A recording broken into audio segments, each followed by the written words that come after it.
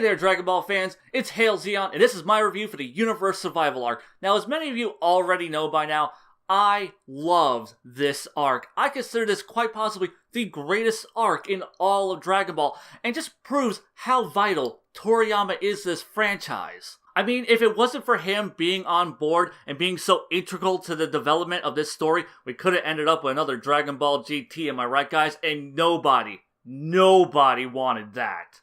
Now, I've heard some naysayers come out against this arc and criticize it. They're all idiots. They're all wrong. This arc is a love letter to all Dragon Ball Z fans across the world. This arc gives us exactly what we've been asking for since Super started. The over-bloated, dragged-out, filler-filled storylines of Dragon Ball Z. Fighting. The only thing we watch Dragon Ball for. Fighting. And this is an entire arc of nothing but fighting. There's like a couple episodes set up the story, then there's a bunch of fighting, and then every other episode's fighting, and that's before we even get to the tournament, and then it's just even more fighting. This is the arc that we have been dying for. We get tons of new characters, especially Saiyans, because we all love the Saiyans, and we always want more Saiyans. We got new transformations, because let's be real here, we also only watch this show for transformations, and holy shit, Frieza's back and working with the good guys? The type of brilliant storytelling that can only come from Akira Toriyama. Now, this arc wastes no time setting up its premise and getting things moving. Goku is on Beerus's planet, and he's like, you know what? Whatever happened to that tournament that Zeno wanted to do? So he just bounces over to his planet, and he's like, yo, Zeno, what happened to that fucking tournament? And Zeno's like, ah, shit, dog. Yeah, that tournament thing. That was a good idea.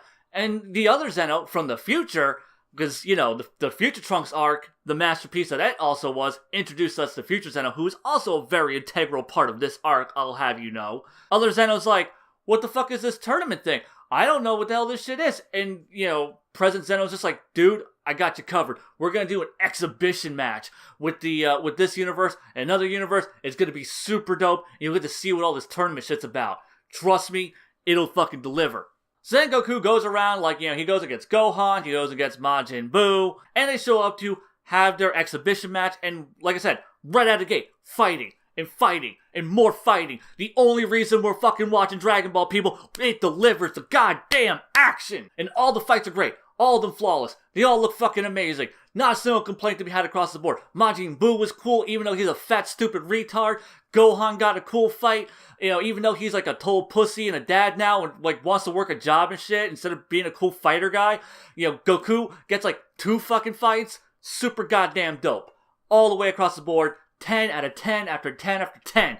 Fucking ruled. Then we have several episodes of recruitment, and you might think, oh man, this shit's gonna be fucking boring. Nope, because every time Goku goes to recruit a guy, he fights a guy. So we get more fighting, and more fighting, and more fighting, and more fighting. Just on, non-stop fighting all the fucking way. We get to see like Krillin be cool, and Android 18 be cool, and fucking Master Roshi be cool, and Tien was like there and shit. Did he do a cool thing? I'm sure he did a cool thing. I don't really remember him doing a cool thing, but I mean, everyone else did cool things, so I'm certain that Tien had to have done a cool thing.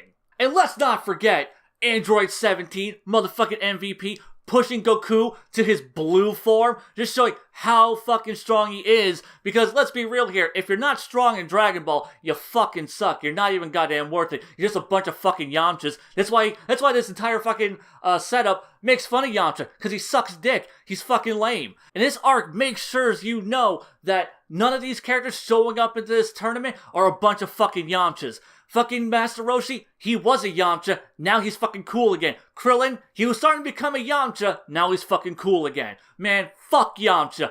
Then we get to the Tournament of Power. And it is awesome, guys.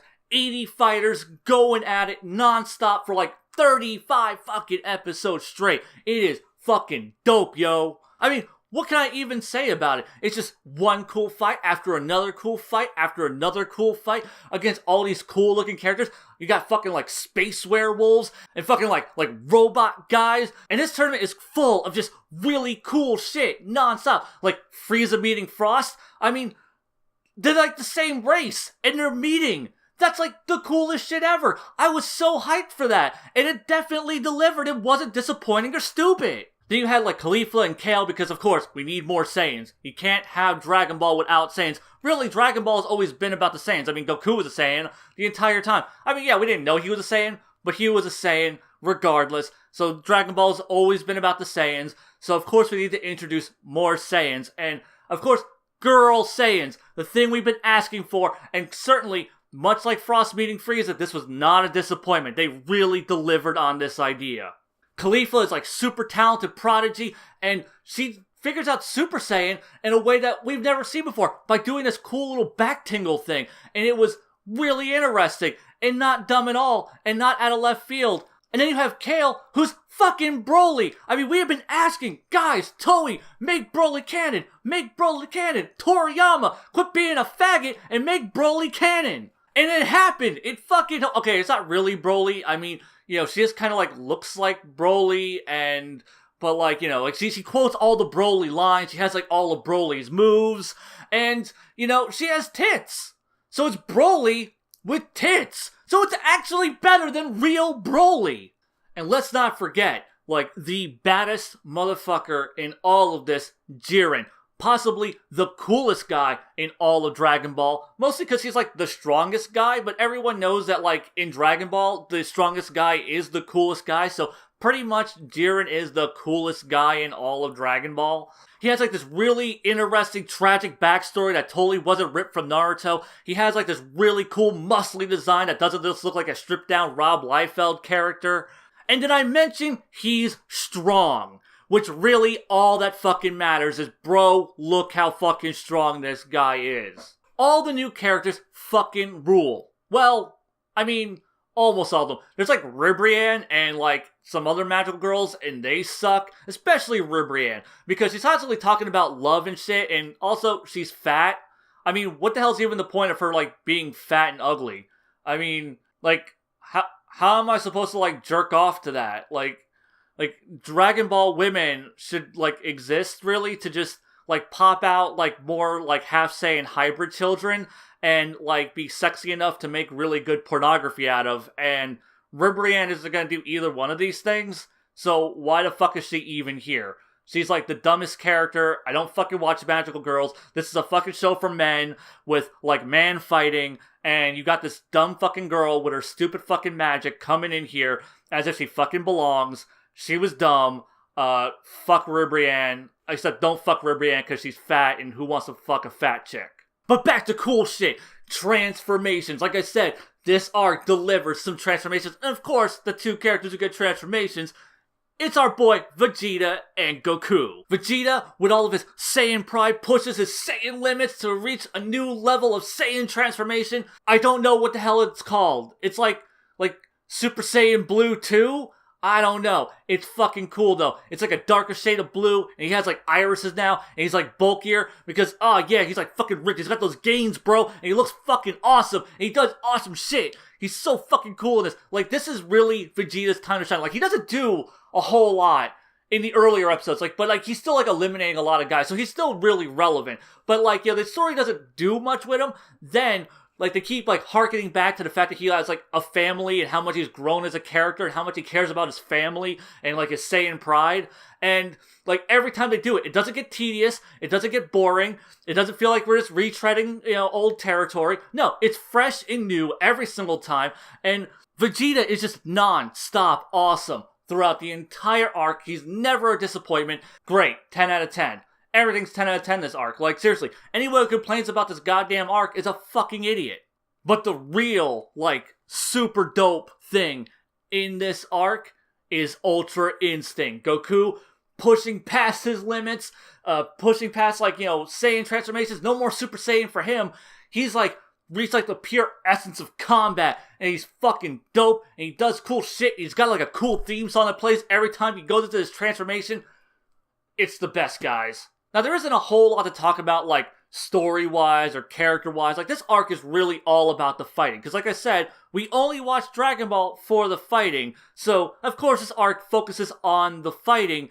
And it's just dope across the board. Never is there a single animation issue. They don't cheapen out with, like, reused animation. They certainly don't have episodes that look terrible. No. This, like, Toei has gotten their production under control and is just able to deliver like 50-something episodes of just pure fighting. Back to back to back to back. Some of the best action in all of Dragon Ball, people.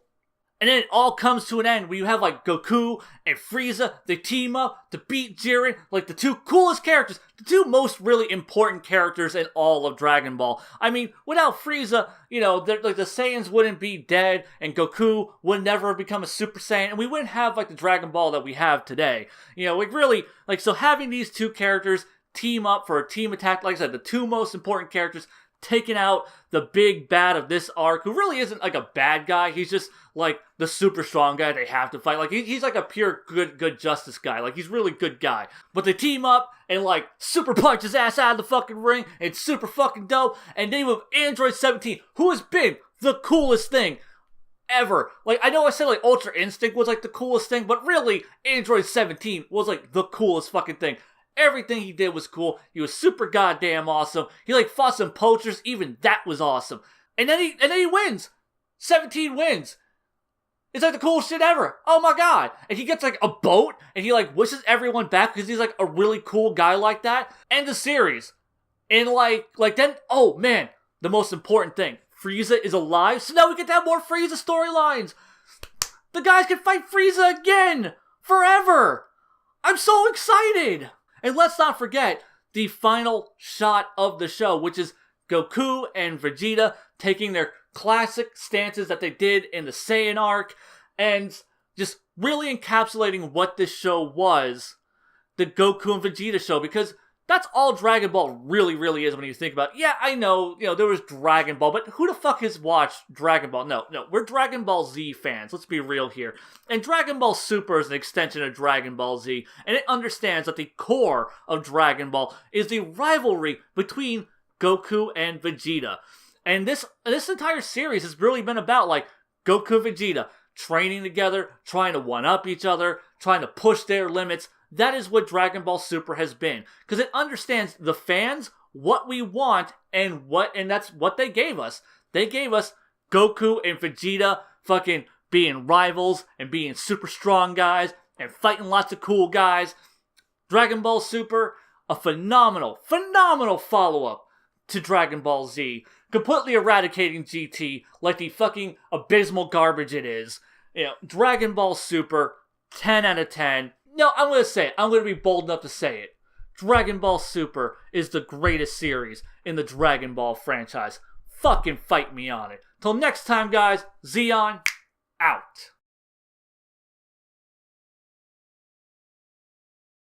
I consider this possibly the greatest arc in all of Dragon Ball. And I can't even say it with a straight face. This arc wastes no time setting things up. Goku is on Beer's planet. Fucking shit, I keep saying Beers. I can't be a fake real Dragon Ball fan if I don't say the dub names, damn it.